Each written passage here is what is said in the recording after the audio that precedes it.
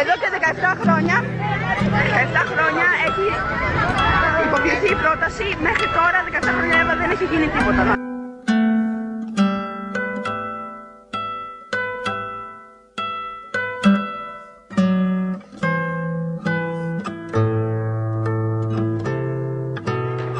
Ότι όταν εμείς ήμασταν μωρά, τότε έγινε η πρώτη αίτηση για να γίνει το τρίτο γυμνάσιο και Λύκειο Κούκλας. Ενωμένως τώρα είμαστε πλέον 17 χρονών, αλλά μετά από 17 χρόνια που έγινε η πρόταση δεν έχει υλοποιηθεί.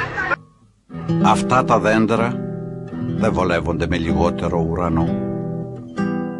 Αυτές οι πέτρες δεν βολεύονται κάτω από τα ξένα βήματα. Αυτά τα πρόσωπα δεν βολεύονται παρά μόνο στον ήλιο.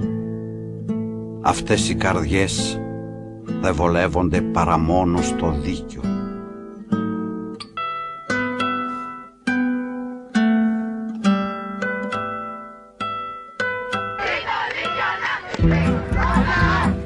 Hallelujah.